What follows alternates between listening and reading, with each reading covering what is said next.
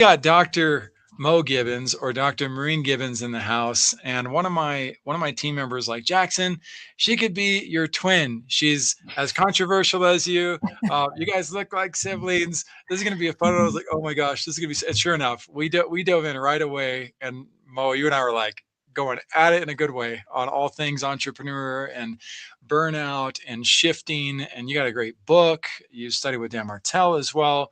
You get it. You really, really understand it. So as we talk about credentials being a cage and how to break free, we've got two different angles we're going to talk about from that. But where do you want to start? Well, it's funny because you said, "Oh, you've done these things." I'm like, "Yes," and I'm still falling on my face. Why? Because I am like the president of the dangerously overeducated club over here. Oh, that's fair. And I love this because we're diving into humility on the level of confidence, my friends. Humility is a full appreciation for oneself and everything else in the world too. And so thank you for being able and willing to own the fact that you've studied your butt off throughout life. Right. You've been educating. So, what does the danger look like though? Because some of us may be in that danger zone, but our blinders may be keeping us from seeing what we're doing to ourselves.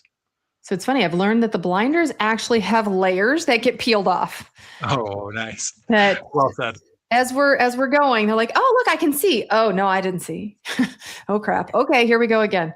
Because literally what the blinders look like is being with a very high level coach, having tremendous access to a coach and not being coachable. Oh, tell us more. There's a phrase, in entrepreneurial life, model then modify, right? Do what works. Mm. And even from the standpoint of I ran my practice differently from my standpoint, right? I had a super leaky bucket, but I was running it really well from my standpoint 2 years ago. So what did I do? I stopped doing it that way. Mm. Why? Oh no, I know better. Hold on. I think I can do this better. No, how about you just do what works? Model, then modify. Do what your coach tells you. Do what the people who are winning tell you. Mm. I want to hit this coaching topic though kind of hard because I feel like there's so many underqualified and not great coaches in the world. And look, if you follow the Sacramento Kings game plan for winning the NBA championship, you're never going to win. And so there are levels to this coaching thing. Again, I mentioned Dan Martell. You've coached with him. He's one of the best. How are you just saying just like to be a yes man to all coaches who come your way, or let's break down the nuances of recognizing a great coach and knowing where your education protects you versus where your education may be throwing you off and putting you back in that cage? That's a really good point because I had actually someone tell me, "Oh, I don't think," and this is specifically about Dan because like where he comes from resonates with where I come from. I think that's your first, well, one of the items, because I had coaches before Dan that were good. They didn't come from the same place, but they did give me very good information. But once I understood Dan's origin story and his vision to where he's going, it is so much larger than I can even fathom. So I fit within that container. So that to me, my prior coaches that were really good, they got me started, right? Got a nice little springboard or not. Some of them taught me exactly how not to be. Those were a couple 5-figure mistakes there. Let's just roll with that. But it's really a good coach is different, and a good coach will change throughout your journey as well. Sure. Well, and I'm going to play devil's advocate on my own thoughts on that because I don't think Michael Jordan's shooting coach ever won a championship, but it didn't make him a bad shooting coach either. And so we've got to be able to recognize the qualities that are there. I recently wrote an article on this called "Why Most Business Coaches Are Underqualified to Guide the People That They Serve."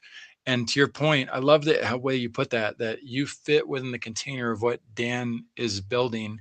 And that's one of the greatest challenges is most coaches have never built a business before. And so let's use a mindset coach, for instance. It's like, okay, I could coach a basketball player on mindset and help him become the most resilient loser in the league. Because if I don't teach him how to dribble and how to play defense and how to rebound and how, like, if I don't know those things, then I really shouldn't be calling myself a basketball coach. I see a lot of business coaches who don't know what infrastructure looks like, who don't know what team members are supposed to be involved. And somehow they're coaching a business owner for years, having never helped the person escape the solopreneur or entrepreneur reality. And it's like, what are you doing? How are you Yeah. coaching them on business if you don't know how a business actually runs? It's crazy. That's a cage of its own. It is. And I'm going to play devil's advocate just a bit because Yeah, I do it. don't think they're malicious. Correct. I think they Oh, the truly believe, pathway no, to I can hell is help paved this with good person. intentions, isn't it? Oh, right. It's golden, man. But really, they're not malicious. And my prior coaches, they truly thought they could get me where I wanted to go. Yes. They could not. Think about this. I'm with a very good coach, and finally, I'm coming up on exactly 2 years this month. I have 10 days left to put my money up, not my funny up, as my kid says. But I've coming up on 2 years, and it has taken me this long to swing 3 different, like not just literally, the pendulum had to swing to find the barriers of that cage you're talking about. Because I didn't know. And now I'm settled and I'm like, oh, this is the way I do this. But it took me hitting those walls. It's like bumper cars. It took me hitting the walls and figuring out, well, this doesn't feel good. This is really what I want to do. You do, but not in that way. This is what you really want to do. And that's how we get to like the zone of genius versus zone of excellence, right? We keep meandering until we hit those pain points. Yeah. And here I am. I'm really happy that you said that. We had another guest come on the show who's been in minor league baseball as a professional and got a bunch of kids as well. Great guy. He was talking about, maybe some of you guys can delineate down to who it is. But he was talking about how he doesn't want to expand the size of his cage, his golden cage that he has. Right. And that's, again, every doctor out there. It, right? Absolutely. First, we have to be able to see it. So we've talked a little bit about ways to break free by making sure that we're educating ourselves and making sure that we have a coach. I want to talk about the other side of breaking free from this cage, though. I see so many it boggles my mind how many professionals that have very, very good credentials accidentally posture as a means to showcase their value. And I think that's a very different set of handcuffs or cage. And what I mean by that, my friends, is the doctors who have a tendency to say, trust me, I'm a doctor. It's like, no, I'm not trusting you just because you have a piece of paper on your wall. Like that's not happening. And that's not good leadership. And so, I have 1 million views on my TED Talk. And so what I said must be important. That's not substance. And so I see a lot of people, they get to this point of where they have these credentials that they hide behind or position in front of themselves. And maybe they think, well, I didn't mean it like, it doesn't matter. It's what the audience heard. We all heard you just use your credentials to try to make yourself important or make what your point is important, rather than learning that you gotta create clarity around what it is that you talk about if you don't want that to become a new type of chain for yourself. Thoughts on that, Dr. Mo? I agree 100%. And we do it innately, I think, because we are broken as physicians by design. They break us down and then they build us up in the image of a physician. Now, what that looks like today versus what it looked like 100 years ago, those are in conflict, and we're having trouble with that right now, with the reconciliation of that. But as you're speaking, I realized that I am not an authority in this space because I am Maureen Gibbons, MD. I'm an authority in this space because I'm Dr. Mo and I get what you're going through. Talk to me more about that. It's not the degree on the wall. It's not the biochemistry classes. It's not the 30-hour shifts in residency. Yes, there's 30, it's legal. But it's not those. Those did break me down to be the person I am. Broke you down, build you up, because you have to do that. I talked about it today on a live, actually, on a public live. That you have to be the kind of person who walks in, pronounces someone dead, and then treats the person who killed them. That's reality. When they say, trust me, I'm a doctor, it's because they have to. It's the way they stand up. Now, on the other hand, when you look at a good leader, trust me, because I worked out this morning and I have the knowledge to help you. There's a difference. That feeling, that's correct. Trust me because I trust myself. That's a leader. That's huge, and that leans into Ali Abdaal. Yeah, He's a I love him. very famous, 6.6 million followers on YouTube. And when he was training us at a Kajabi event, he said that he just speaks from his own personal experience. He never what the military does this too. It's called pulling rank. They don't. It doesn't help you with those who you're leading. It does work in It's its kind of essence, temporarily, but that's it also completely disrupts and erodes the brand and the integrity of the authority that exists there. And so it's super helpful. And so all of you who don't have the letters doctor in front of dr in front of your name, um, I don't have it either. I don't have a degree myself. I also strive really hard not to pull the founder card, in situations where, I'm trying to influence or inspire my team. I'm guilty of doing it, but I can tell you, every single time I've done it, it has slowed us to a screeching halt. It has caused the challenger a problem, and then I'm trying to back out of that. And the sooner I just own what I did wrong as a leader and help them see, like, okay, nope, we are all on the same page here. We are all trying to build this. Well, guess what? Now I have to earn that trust back too. And so it is a very, very bad thing to do, to use our credentials to try to get our point across. And it doesn't mean our credentials don't matter. It's just learning how to be responsible and intentional with how we choose to lead. We're going to be diving in quite a bit further into other aspects of these angles, and also a freedom framework that Dr. Mo built for herself, and that helped her get to full-time income in 6 months. We'll talk more about the details on that too. Mo, is there any other piece of wisdom that you want to share before we take a quick break? Anything that just comes to your mind about what we're talking about? I just think it's really important, like you said, to sit in who you are before the letters, beyond the piece of paper, beyond that cage. Who you are is not constrained. You're an elephant tied to a stick. Ooh, interesting. And that goes into one of my favorite TED Talks by JP Sears. Gave a talk on being authentically ourselves. It is one of the most liberating aspects that we can dive into, is how to unlock, tap into our inner genius, our inner realism, who we really are. I love that you led with that. Thank you, Dr. Mo. We'll be right back.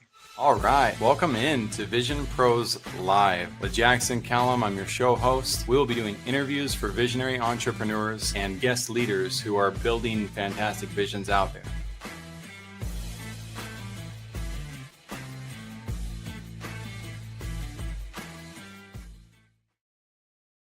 Hey, my friends, today's talk is super raw and real, not incredibly cerebral, which I'm really excited about, because most doctors come on and they just want to talk stats, and they just want to dive into frameworks only. But with Dr. Mo Gibbons, we're actually going to be talking a lot about some very real emotional intelligence factors for leaders, and aspects of leadership that every single visionary needs to really understand if you're going to scale and become relevant on a level where you've got thousands of people, millions of people, or billions of people following you. It's so important to know, as you gain those levels of authority, how to balance the art of still being relatable and working with people and appreciating people on an individual level, while not allowing your credentials to create different types of cages for you, because there are lots of traps that you can fall in. As a leader for this, I've fallen into many myself.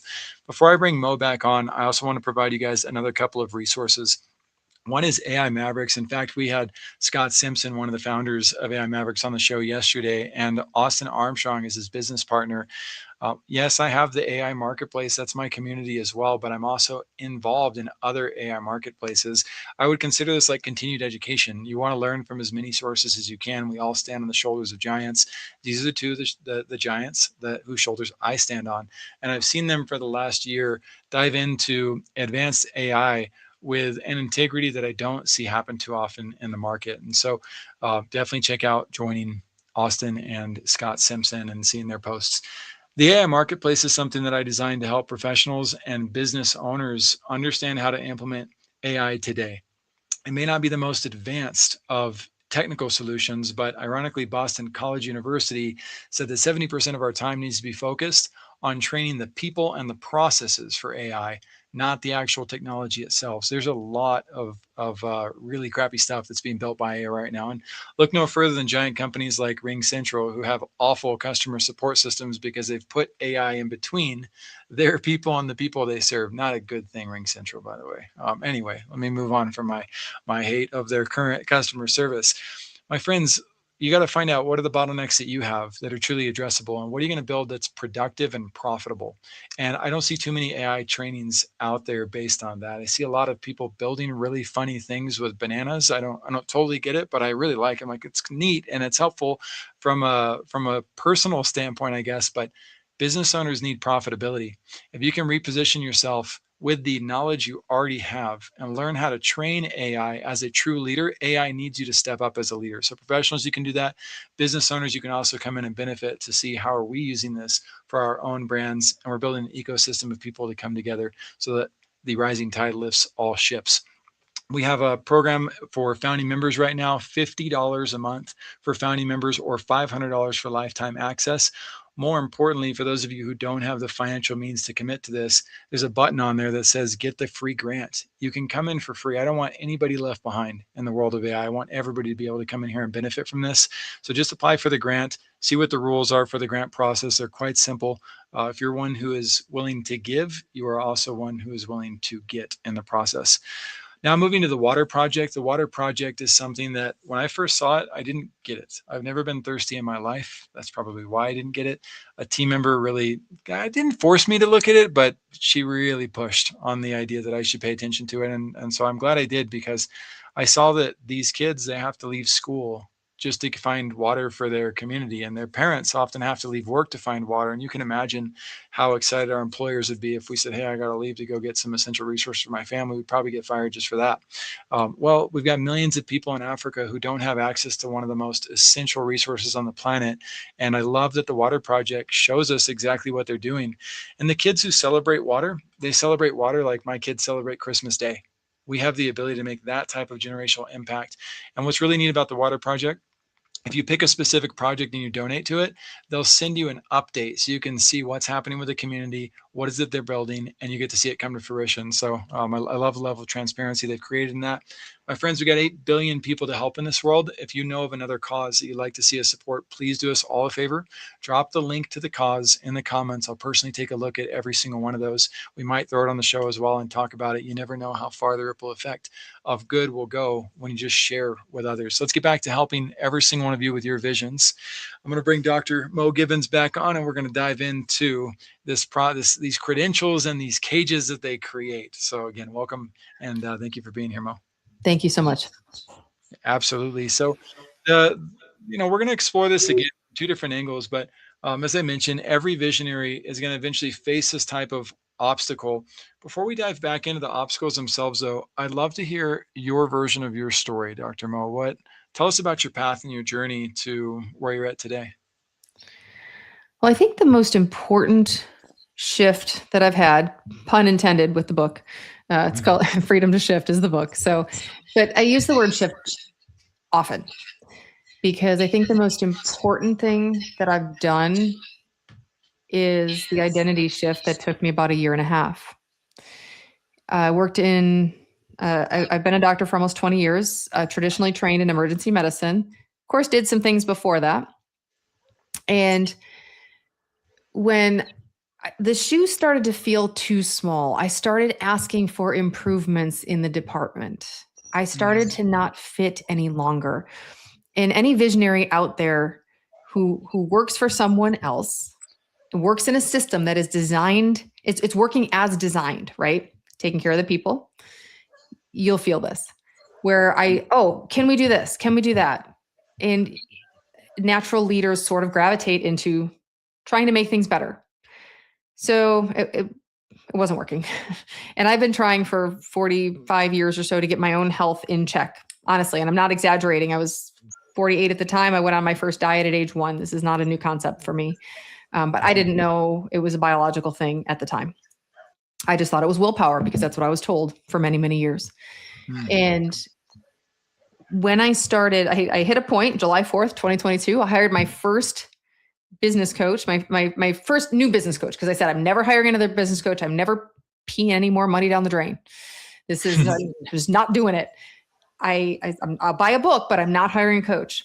I hired a coach that day, and I started on a different aspect of my health journey.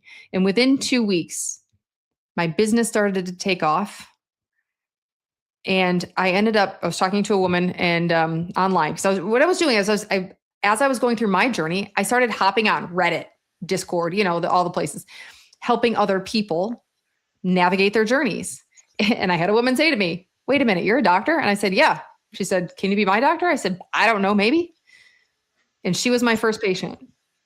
So I literally created a multi-million-dollar telehealth practice by accident. Wow. Okay. So you created that telehealth practice. Was that in 2022? That was July 15th, 2022. Okay. After the emergency room trainings and all the things you've done, I love what you said about how the shoes started to fit too small. Like you could feel that it wasn't. That's such a relevant reality for the entrepreneurs and the visionaries who are building out there. You're going to face those realities sometimes within your own brand, and sometimes if you're like I was playing the role of the integrator for a lot of brands and a lot of visionaries, and so I was building other people's visions, incubating in preparation to one day launch mine when I finally realized, like, okay, I'm ready for this. I probably destroyed a few shoes with my foot size before deciding, like, okay, yeah, no, I should probably move on and do this. So the freedom framework that you built after replacing your full-time income in that 6 months, walk us through the replacement process of 6 months. Was it a magic fairy dust path that was so easy to bring to fruition? And then we'll go into the framework.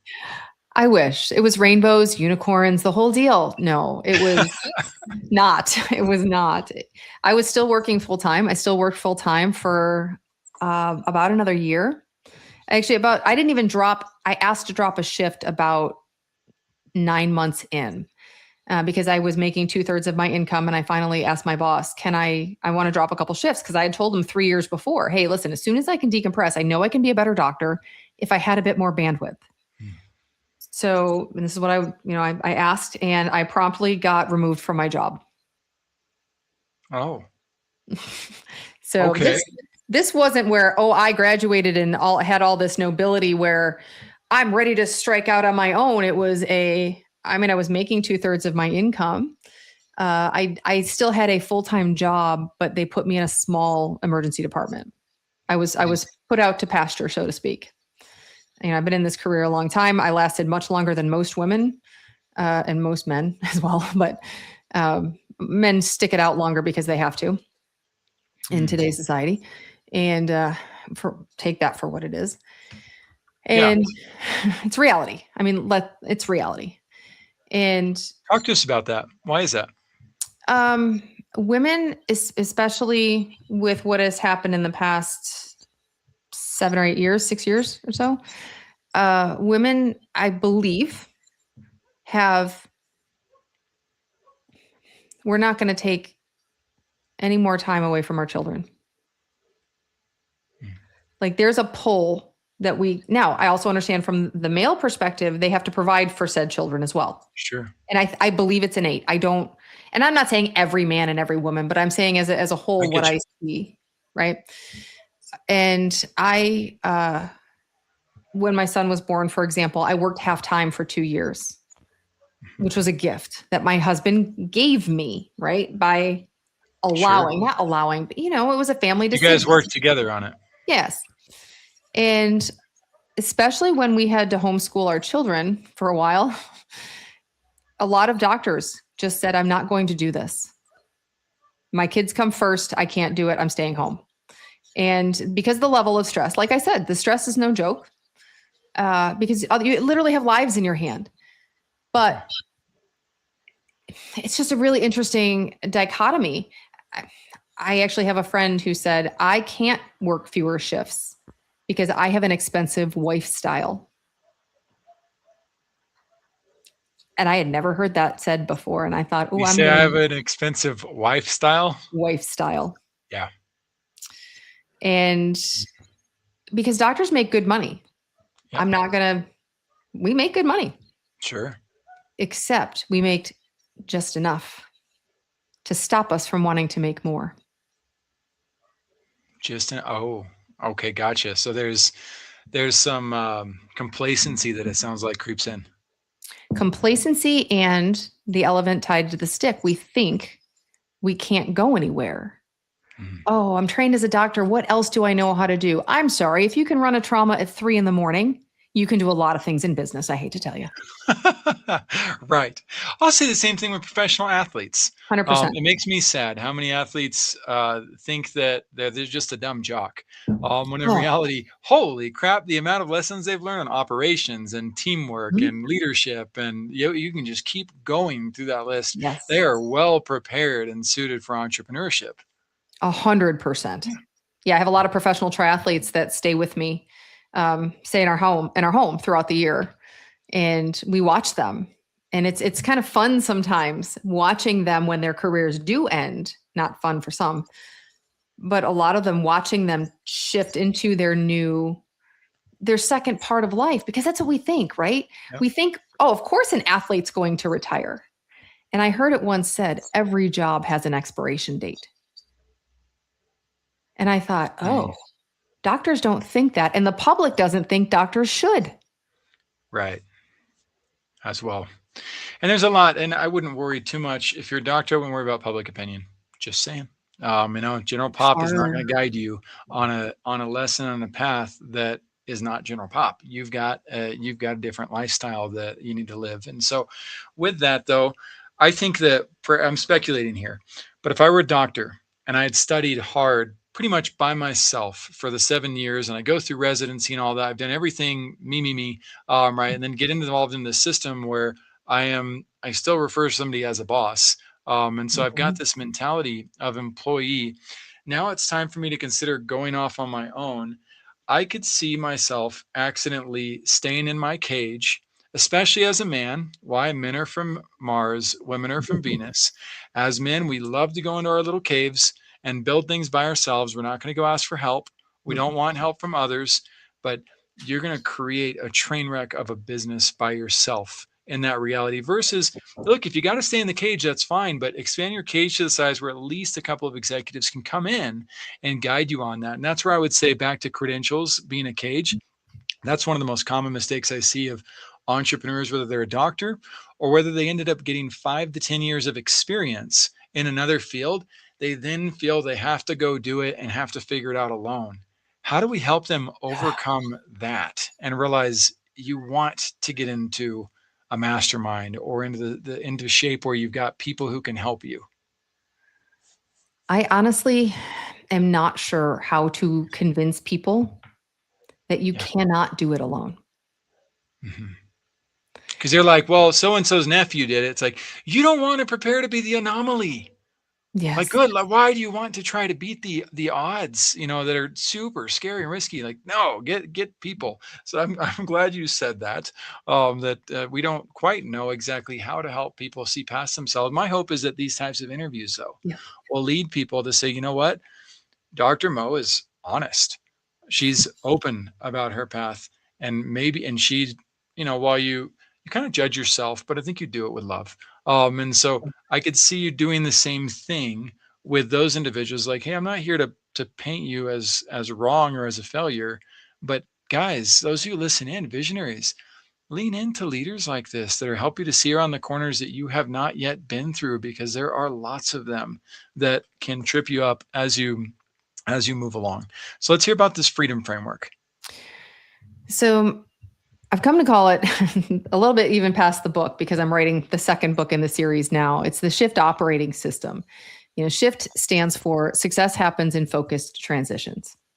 And the reason it stands for that is because I don't like being blindsided.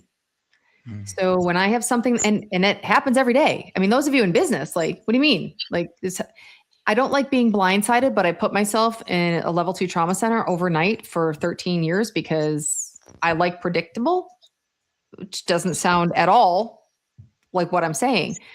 I put myself in that situation because it's exposure therapy. It helped me learn to handle the blind side, right? You don't know what's walking in your door. You don't know what somebody's going to dump on your doorstep. So what that does is, I didn't even realize this at the time, but the taking that transition and making it yours. How do you create an environment such that you can create your success? And the 4 anchors in that system are worst day systems, which is the minimum amount you can do to make your success inevitable. And you are defining your success. You are painting that goalpost. You are planting it. It does not move unless you move it. So stop moving it. And then there's the biology of better. You cannot ignore your health. If you have your health, you have 99 problems. If you don't have your health, you have 1. The clarity process, which is finding a direction. It's not finding the perfect direction. It's just finding the next step, right? You don't need to see the whole path. You just need to see the next step. I get it. It sounds trite, but it's God's honest truth. And then the freedom filter. That's an easy one. Does it get me health, time, or money? If it doesn't get me those things, I don't do it. Does it give you time, health, or money? Or money? Good. I'm writing notes, my friends. I hope you guys are too. These are amazing opportunities. I want to play devil's advocate a little bit on the clarity process. I agree and I disagree. Novel concept. These are normal realities, visionaries, because if somebody's not taking their vitamins, they probably need to take their vitamins daily from here on out. If somebody's taking their vitamins, but they're not drinking water, they probably need to drink water. And so there's different realities on this. So clarity process goes hand in hand with what I've heard from Dr. Todd Snyder, who's one of my favorite coaches as well, and peak performance trainers. And he talks about the speed of certainty.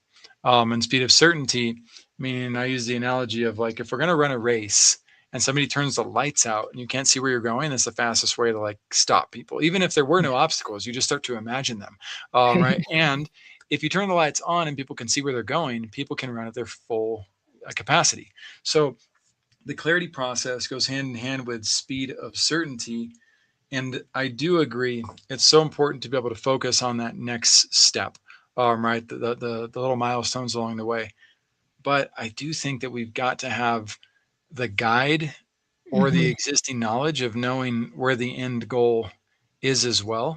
Agreed. What are your thoughts on that, Dr. Mo? No, I do agree. I have a framework called the VGA framework, which is it's vision, goals, and actions. It's really easy, though, especially as visionaries, to get stuck in that, I've got this pie in the sky vision. I mean, I did it for the last 6 months. I screwed up a lot of things. I learned a lot of lessons. Let me rephrase. Because I have a vision for what I want to build. I have a mission. My mission in life is to create safe spaces for people to be and grow. Well, as Dan does say, Dan Martell will say, sequencing equals success. Not common to him, but it's where I hear it the most. And I found out that I was doing it out of order. I need to create that in a space where I do it effortlessly now, and it will grow into that other space. So yes, you absolutely have to have a big vision, because otherwise there's no pull. It's kind of boring. You're like, okay, fine. So like, say for example, sometimes I'll tell people, just make enough money on the side to replace 1 shift, So for that $2,000, make that $2,000 so you can drop a shift. I can guarantee they're not going to drop the shift. I didn't. I stayed way too long at the party. Like I said, I was making 2/3 of my income before I even asked to drop a shift. Because as my husband says, my backup plans have backup plans. So there's a balance between creating security and just going and screwing up. Absolutely. And in a market that's full of hustle and grind culture, right? How do we stop the grind and how do we start building systems that work? That's one of the theories and concepts, is to start building the systems that work. But how do we do that? Honestly, the first thing I have clients do is look at their calendar. And it gets away from me. I do a calendar audit every 3 to 4 weeks. Why? Because that's about when I hit the pain point. That's how fast I'm moving. That's when I hit the pain point of why am I I have this level of anxiety. It's like I can feel it. It's like water. And it's okay, I'm about to be underwater. What am I doing? And I'll look and I'll say, all right, you're packing way too much in. Could you please put lunch in your day? Silly things. But it's not. They're No, critical. critical. They are critical times in your day. It's like when I ask my husband how long, we have a standing joke, how long is it going to take to get there? And he's like, 20 minutes. Could be a 2-hour trip. 20 minutes in the calendar. Because we always joke. We always think things are going to take so much less time than they do. Yep. Yep. Absolutely. So I'll play upgrade advocate on this one. And so AMS, how many team members do you have? Right now, 4. 4 it team got members. smaller. So good. Well, hey, ebbs and flows, refinements as well. There's lots of opportunities, but no matter how much you look at your own calendar, if you're not empowering other people's calendars, entrepreneurship is also one of those things that, if look, I could build a system using Perplexity Computer right now, AI, or I could build an agent chatbot. Not saying it would be the worst use of my time, but what's a far better use of my time right now is empowering Cindy Bernal on my team to go play with Perplexity Computer. And when I say play, this is an individual who is well trained on AI, who understands the depths of AI, who has access to my strategic knowledge when she needs it. And I can always refine and audit what she does. But when I get to put things on her calendar or ask her what she likes to put on her calendar, that allows me to create systems without me having to be the one who creates the systems. And we'll go back to Dan Martell's rule on this as well, the 1-3-1. Yeah. Is one of my favorites. Is what's the problem? Ask the team member, train the team member to go find 3 solutions and bring me back the one that they think is best, and they can self-perpetuate and build amazing systems. So let's double down on that. And by the way, my friends, I'll reveal truth. We've got a bias, Dr. Mo and I. Dr. Mo's not working with us. And so we've come in to start helping her brand as well in certain ways. And so building out the systems for that too, we've keyed in on systems that may or may not have been on her focus and on what she's up to. But whatever we create in relation to those systems frees her up, probably from a challenge or an opportunity that she's not even aware of. And sometimes we might hit on things that like she is aware of. She's like, oh crap, I've been meaning to get to that for a while. And now she doesn't have to. So teams are a huge factor when it comes to systems. Mo, back to you. So funny that we are actually replacing 1 team member with 4. Wow. Because finally, I have been coaching in a professional sense in this way, like truly dedicated coaching professionals, coaching, helping entrepreneurs. And when I say coaching clients as well, if you work for me, you become a high level client. That is one of the benefits. We have weekly coaching calls that you are involved in because again, empowering your people to grow, push, let's go. Because, I don't want to be out here by myself. And so we're replacing 1 with 4 because finally it took me this long. And I won't even say 5 years. I won't belittle myself from that point, but 2 years since I knew how to do this. Never hire one person alone. Think about in a traditional medical environment or company environment. You have a job opening. Somebody leaves the job sits open, you hire, blah, blah, blah. Well, now we're actually bringing in 4 people to do the same job. We're splitting it up because I want that flexibility for my people. If somebody needs to take a week off, exactly. Peace out. Have a good day. We'll cover for you. You're describing with the 1 employee what the E-Myth warns people about and how that person, they burn out or they get hit by a bus or they get recruited by a competitor. There's so many things that can, and like you said, or they stay and they don't have a work-life balance. It's hurting their families. We as founders, we're contributing to that. Yep. I'm all for what you're talking about. I love it. And it honors the rules of wealth, not the rules of common knowledge. Yeah. But the really, really wealthy people understand the value of the compound effect.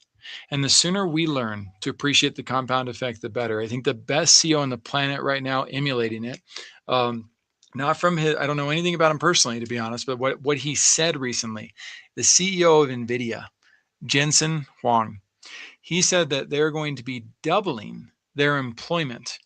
And as they double their employment, and so everybody's talking about laying people off with AI. And he's like the creator of the AI chips and what's going on. And so he said that they're going to build their system out over the next 10 years or so, over the next decade, from 42,000 employees to 75,000 employees who work alongside 7.5 million AI agents.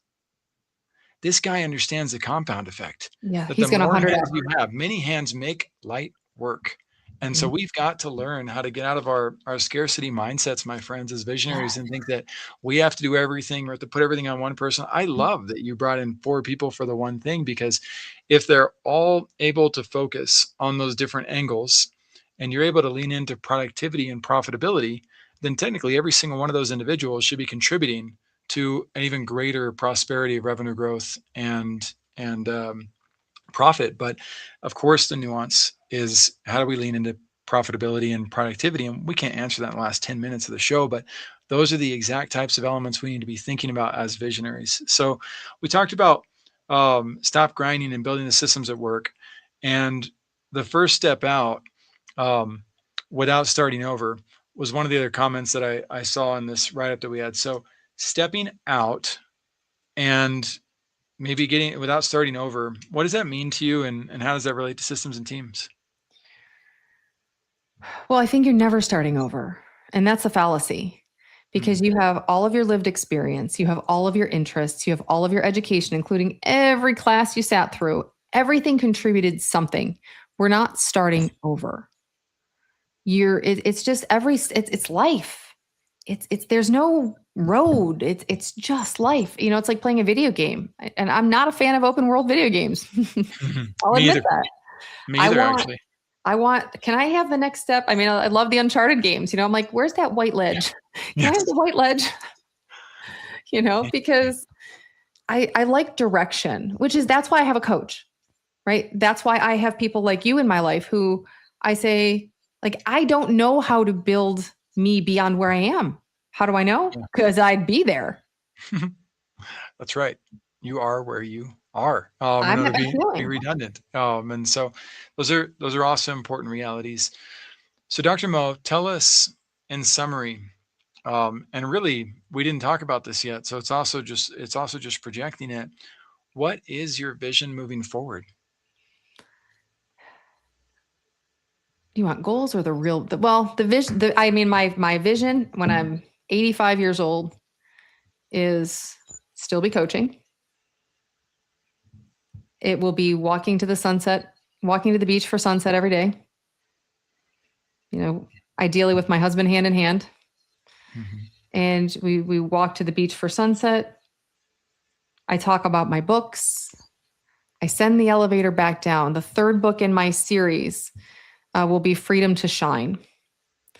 The second one is Freedom to Spend. How are you going to spend these precious days you've been given?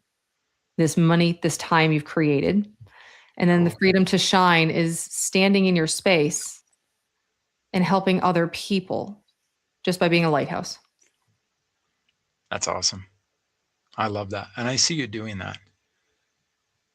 I see you doing that. You're already in that process. And that's what's so exciting to me is you live it, you breathe it, you get to bring that to others too. How we spend our time, my friends, I think all of us know that time is more valuable than money.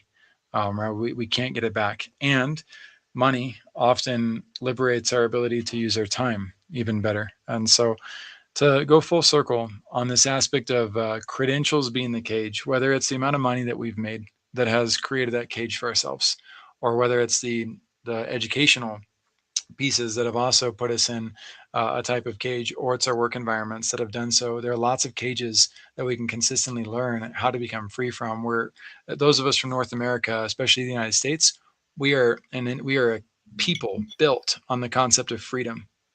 And yet I see so many of us not tapping into it and running from the responsibility that comes along with it, or missing out. We can turn to AI and ask it to give ourselves a freedom exam. Mm. Ask it. Give yourself an assessment. How am I maximizing my freedom or not? And see what it unlocks for yourself. And I'm going to go right back to this process you talked about earlier. You talked about being overeducated in a world where it's called the information age that we're in. I think that we're moving into a new age, what I'll call the curation age. Mhm. Um, but still, knowledge can be a hamper, and it can also be something that's valuable. I'd love for you to just give us, as visionaries, some final counsel. Mo, how do we how do we walk that sacred line or ledge of continuing to educate ourselves, but also protecting ourselves from getting into that overeducated situation where we box ourselves in? It's scary.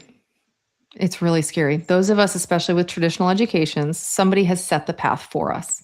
We walk the path, we check the boxes off, we get the job, we retire, and then we die. It sounds like my own version of personal hell. Thank you. I'm like, duh, that's not going to work for me. And it's scary, though, stepping off the path. Those people on the path, your mentors, your family. I mean, I've gone through some stuff with my family going, what are you doing? And I'm talking the ones that live in my house. What are you doing? I can't believe you're going to do this.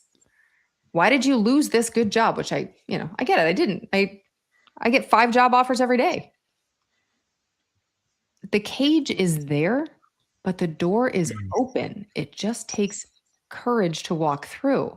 And I'll be honest, I needed the courage of a coach who could figuratively hold my hand and say, I will help you walk through. That is awesome. So we'll always have access, by the way, to the safety of that cage. I shouldn't say always, in most cases, as long as you don't do something malpractice or illegal, then you're going to have that option to go back. Stay a good person. At the end of the day, visionaries. I dropped 2 more links in the comments based on some of what Dr. Mo just shared. Earlier, we were talking about coaches. So one of these links is for an article we wrote called Why Most Business Coaches Are Underqualified, and of course, then what to do with them and how to move your own life forward and find the right coaches. The other one, though, is a really abstract study on somebody named Stanley Milgram. And Stanley Milgram came up with this theory and this idea that we as a society, most of us are stuck in what's called an agentic state. It's the exact thing that Dr. Mo described, the people who get on this career path or this education path and then feel stuck and like they can't get off of it. One of the most important things that you can do if you feel like you might be there is dive into some self-awareness. And of course, like Dr. Mo said, ask somebody about coaching, especially somebody who relates to you. There aren't too many people on this planet, in my opinion, that are more relatable than Maureen Gibbons. So I do recommend leaning into her and what she's up to and how she's building things. That's also why I wanted to work with her. She said she's got 5 job offers per day. So do I. You guys see the thousands of people who come on the show and talk about leadership, and we love to build visions, but we can't build everybody's vision. So it's really fun to be able to come across people where I'm like, oh my gosh, this person gets it. They got the essence of greatness. They're going places with this. And so, Mo, thank you for trusting us to start working together. And thank you for bringing this vision to life. I didn't know about the 2 books. I hadn't heard about this, my friends. And so now that I see the series of books, I'm like, whoa, this vision just got that much more holistic. So visionaries, if this is your, if you haven't come on the show before, in the top right corner of visionproslive.com, there's a button that says be our guest. Click on that button, come and join us. You don't have to be a world-class coach, a doctor who's got ER experience and who has a telemedicine company as well. You can be getting started in your vision. We'd still love to hear from you and see how you're helping the world. I'm going to go one more time back to Mo, though. Mo, fortune cookie style. Last piece of wisdom for visionaries. Just take the step. Just take the step, my friends. We'll see you in the next episode. Thank you for being here today. I'm really happy that you tuned in to Vision Pros Live. I'm looking forward to seeing your reactions as these episodes continue to move forward. This is going to get more and more fun. We'll have more and more engagement as well. We'll invite people to participate in the show. And thank you for giving us your time and attention. Have an excellent time building out your vision and becoming